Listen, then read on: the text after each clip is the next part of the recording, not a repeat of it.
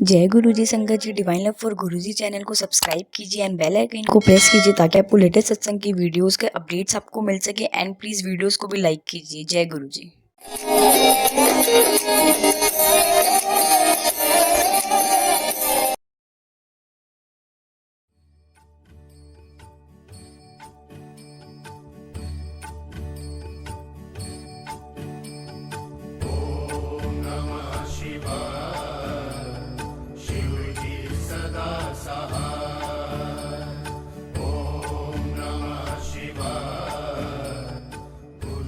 तो गुरुजी के पास हमारी जर्नी तो वैसे पता ही नहीं कब से स्टार्ट हुई है, बट जब जहाँ से हमें याद है कि 2005 में गुरुजी ने सबसे पहले अपना दर्शन दिए। मतलब हम तो अपने आप को कुछ लायक भी नहीं समझते थे कि कभी भगवान के महाशिव के दर्शन भी हो सकते थे, और ऐसा कभी सोचा भी नहीं था कि कभी साक्षात भगवान मिल जाएंगे। लेकिन 2005 में कुछ ऐसे सर्कमस्टांसेस बने कि एम्पायर स्टेट जाने का मौका मिला। तो जब गुरुजी को पहली बारी देखा तो ऐसा लगा ही नहीं कि ये कोई इंसान कोई हमारे सामने बैठे हैं। वो ऐसा फर्स्ट टाइम गुरुजी को देखते ही ऐसा लगा था कि मतलब मैं कैसे वो बयान करूं। तो गुरुजी को ऐसा लगता था कि वो इस दुनिया के नहीं है, वो पता नहीं क्या पावर है जो हमारे सामने बैठे हैं। फर्स्ट जब शुरू में गए तब ऐसे इतने कोई सत्संग नहीं होते थे कि अब तो जैसे गुरुजी के बारे में पता चल जाता है गुरुजी कौन है क्या है। तो पहले ऐसा कुछ नहीं होता था, धीरे धीरे जाते थे तो समझ आता था कि गुरुजी कौन है। तो गुरुजी से डर भी बहुत लगता था। अभी तो कुछ पता भी नहीं था गुरुजी के बारे में, फिर भी गुरुजी को देखते ही बहुत डर लगना। गुरुजी में से फ्रेग्रेंस बहुत ज्यादा आनी, हर बॉडी पार्ट में गुरुजी के फ्रेग्रेंस आनी। एक बार मुझे याद है कोई फंक्शन था बड़े मंदिर में, तो जब फंक्शन के बाद हॉल में डांस हो रहा था तो गुरुजी अपने गद्दी पे लेग्स फोल्ड करके बैठे थे। तो गुरुजी की जो जुत्ती थी वो नीचे थी और गुरुजी ने अपने लेग्स फोल्ड करे हुए थे। तो मैं तब 8-9 साल का होऊंगा। तो मैं फटाफट इतने रश में से निकल के आगे चला गया और डरते डरते ना गुरुजी की जुतियों को मैंने टच कर लिया, और मैं टच करके सीधा म्यूजिक रूम से बाहर चला गया, क्योंकि बहुत डर लगता था गुरुजी से, गुरुजी कहीं डांट ना दे, कुछ कह ना दे। तो मैं बाहर चला गया। तो बाहर जाके मैं देख रहा कि ये गुरुजी की फ्रेग्रेंस कहाँ से आ रही है। तो मैं इधर उधर देख रहा कि बहुत स्ट्रॉन्ग फ्रेग्रेंस आ रही है गुरुजी की कहीं से। मैंने अपने हैंड को देखा, मेरा लेफ्ट हैंड था, मैं बस टच करके गुरुजी के जुतियों को बाहर आया और वो आधे 1 घंटे तक मेरे हाथ में से गुरुजी की फ्रेग्रेंस आती रही।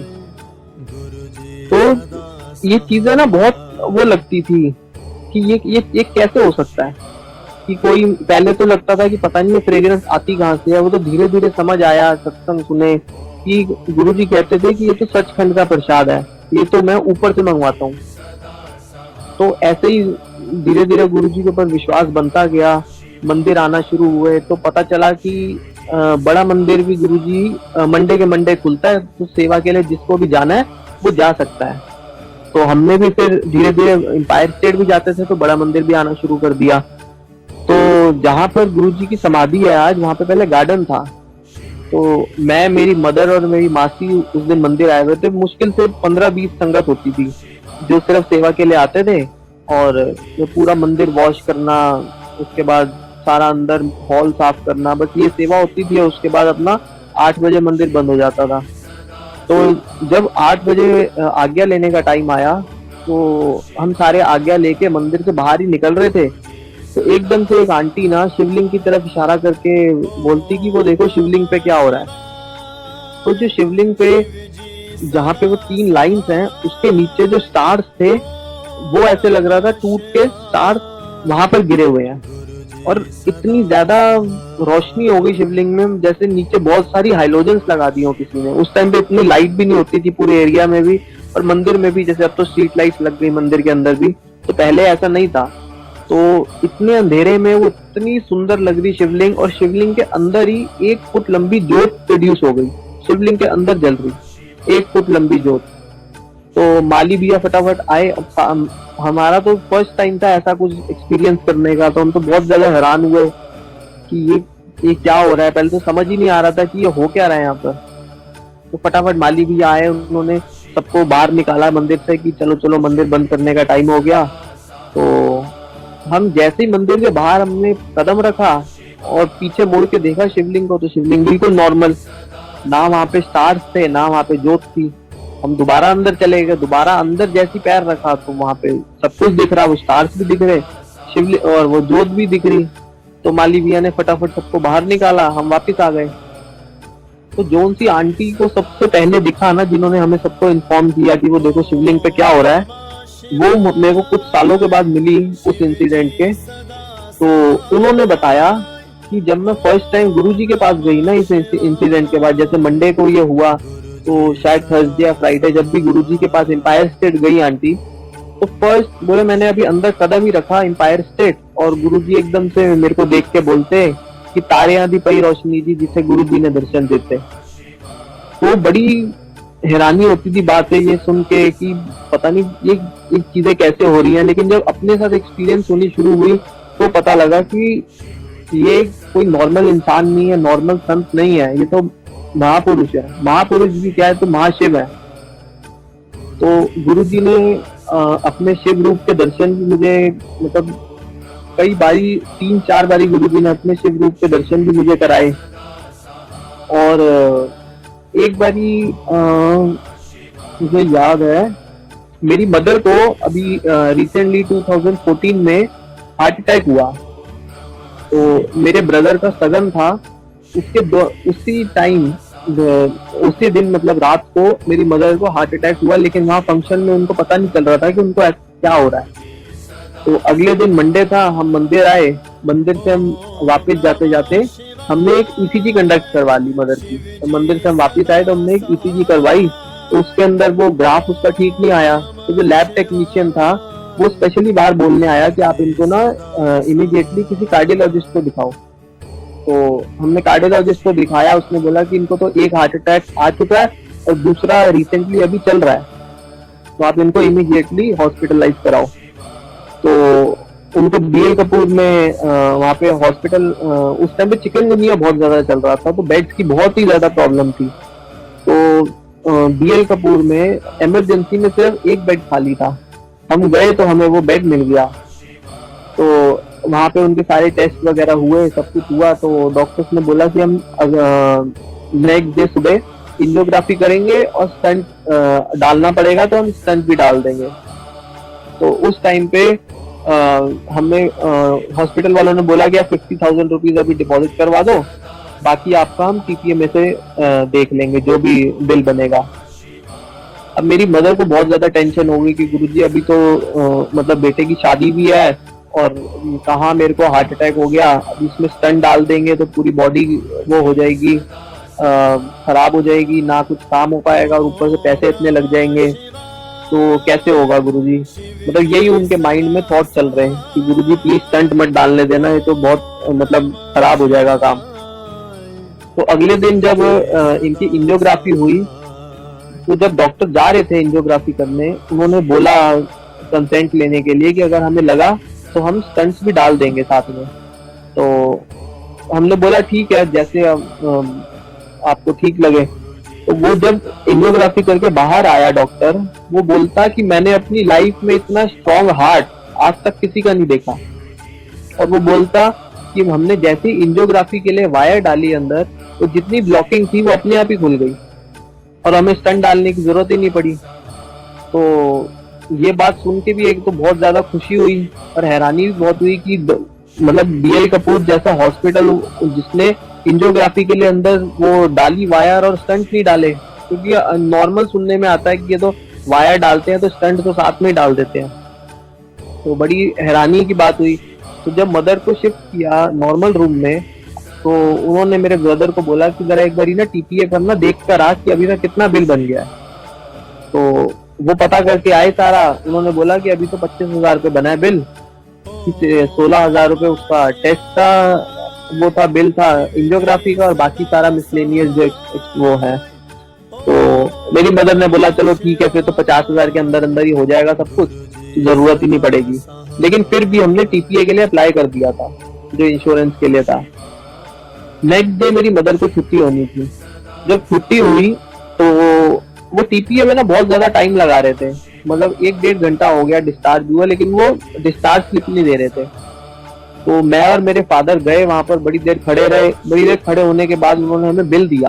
तो हमने देखा, हमने पूछा कितना बिल है, वो कहते 13,000 रुपए। हमने बोला 13,000 रुपए, तो माइंड में तो था कि 25,000 तो कल तक था। तो उन्होंने बोला पता नहीं 13,000 रुपए है, जिसमें से 11,000 रुपए आपका इंश्योरेंस से आ गया है और 2,000 रुपए सिर्फ आपको बाय हैंड देने हैं। हमने सिर्फ 2,000 रुपए बाय हैंड दिए और 50,000 की पूरी गड्डी उन्होंने हमारे हाथ में वापस रख दी। आप ये देखो, ये बीएल कपूर जैसा हॉस्पिटल जिसके अंदर 4 दिन रह भी लिए, एंजियोग्राफी भी हो गई, सारे टेस्ट हार्ट के हो गए, रूम का एक्सपेंस मिला के सब कुछ, सिर्फ हमने हाथ से 2,000 रुपए दिए और हम घर वापस आ गए। और वो दिन और आज का दिन है, उसके बाद कोई मेडिसिन लेती है मदर, सिर्फ एक बीपी की मेडिसिन को छोड़ के। तो ये सारी चीजें हैं सिर्फ विश्वास की, कि गुरुजी कहते थे मेरे ऊपर विश्वास रखो, विश्वास रखोगे तो वो तो पता ही नहीं क्या क्या कुछ कर देंगे। ऐसी मेरी सिस्टर को 6 साल हो गए थे शादी के, तो उनको कंसीव नहीं हो रहा था। तो वो बहुत ज्यादा परेशान थी कि पता नहीं गुरुजी कंसीव ही नहीं हो पा रहा, 6 साल हो गए शादी को। तो मेरे को ड्रीम आया गुरुजी का, राखी वाला दिन था 2 साल पहले, राखी थी, राखी वाला दिन था। मेरे को ड्रीम आया गुरुजी का कि हम ना बड़े मंदिर में खड़े हैं, गुरुजी ने व्हाइट कलर का चोला पहना और अपनी चेयर पे बैठे हैं और हाथ से पंजीरी का प्रसाद दे रहे हैं। तो मेरी सिर्फ सिस्टर को दिया पंजीरी का प्रसाद और उसको बोलते कि टेंशन ना ले, मुंडा भी दूंगा, कुड़ी भी दूंगा, टेंशन ना ले। तो बस प्रसाद लेके मैं, मेरी मदर, मेरी सिस्टर और मेरे जीजू, हम सारे बाहर आ गए म्यूजिक रूम की तरफ से। तो इतना ड्रीम हुआ। उसके 1 हफ्ते के बाद मेरी सिस्टर ने कंसीव कर लिया। कंसीव करने के बाद जब जो सारे टेस्ट होते हैं वो टेस्ट हुए, तो टेस्ट में पता चला कि अल्ट्रासाउंड जो हुआ उसके अंदर पता चला कि ट्विंस हैं। और जब 1 साल के बाद जो डिलीवरी हुई तो उसमें पता चला कि एक लड़का है और एक लड़की है। और आज वो अब 2 साल के हो जाएंगे, अभी ये 26 अगस्त को 2 साल के हो जाएंगे। तो आप ये देखो गुरुजी ने कैसे उसको भी ब्लेस कर दिया, जो इम्पॉसिबल जो थी चीज, मतलब उसने सारे टेस्ट करवा लिए थे, इतने महंगे महंगे इलाज करा लिए थे, किसी से कुछ फर्क नहीं पड़ा था। लेकिन गुरुजी ने ब्लेस किया, तो वो तो पत्थर की लकीर है कि गुरुजी कहते थे कि मैं कच्चा काम नहीं करता, पक्का काम करता हूँ हमेशा। तो ऐसे ही एक बारी मेरे को ना नर्व्स की ना प्रॉब्लम हो गई थी, मतलब 2000 शायद 13-14 की बात है। मेरे को ना नर्व्स की प्रॉब्लम हो गई थी, मेरे हाथों और पैरों में बहुत ज्यादा दर्द होती थी। तो एक थे हमारे नोन में न्यूरोलॉजिस्ट थे, उनको कंसल्ट किया तो उन्होंने एक टेस्ट वगैरह लिखे कि पहले आप एक टेस्ट कंडक्ट कराओ और उसके बाद फिर हम देखेंगे। तो उन्होंने एक पता नहीं कौन सा टेस्ट लिखा, वो एक टेस्ट था 1 घंटे का टेस्ट था, जिसके अंदर पूरी बॉडी में ना वो करंट दे के एक नर्व को चेक करते थे। और बहुत पेनफुल टेस्ट था। तो वो 1 घंटा वो उन्होंने पूरी बॉडी में करंट दिया और सारा चेक किया। उसके बाद उन्होंने जो मेडिसिन थी वो स्टार्ट कर दी। उन्होंने हमें नहीं बताया कि ये ना क्या प्रॉब्लम थी, लेकिन जो वो डॉक्टर था ना, आप देखो गुरुजी कैसे आपके सामने पूरी पिक्चर रख देते हैं। बस ये है कि समझने की बात है कि आप कैसे गुरुजी की महिमा को समझ जाते हैं।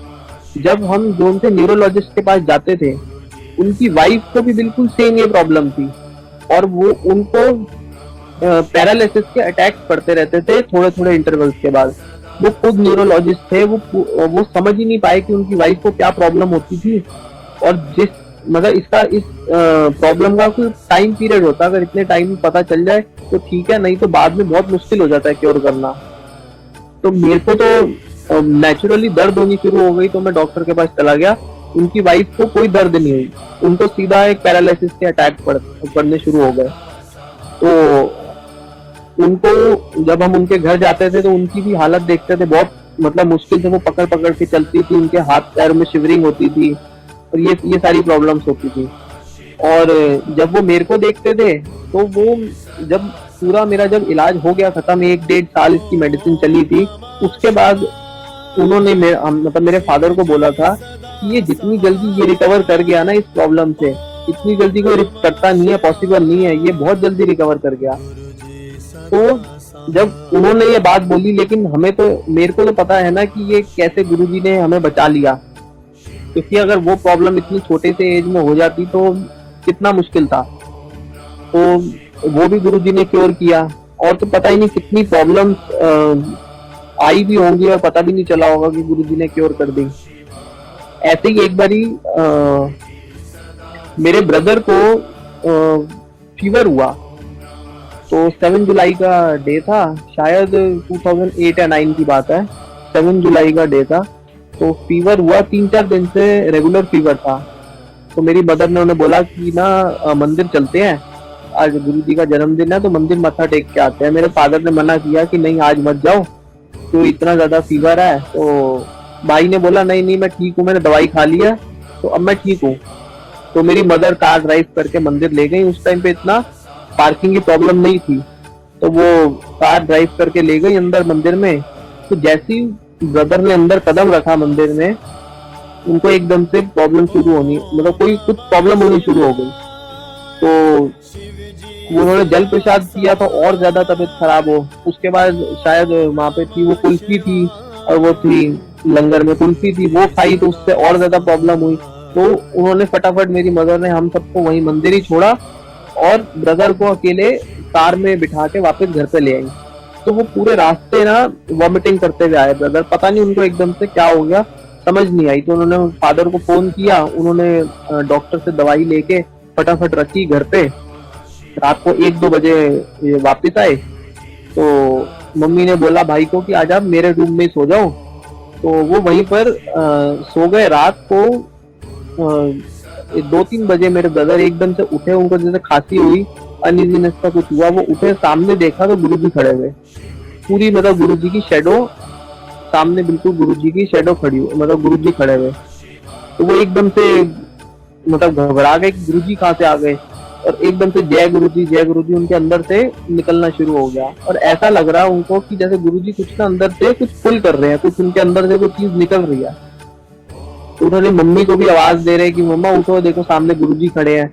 लेकिन मदर तो ऐसे कि जैसे उनको कुछ सुनाई नहीं दे रहा।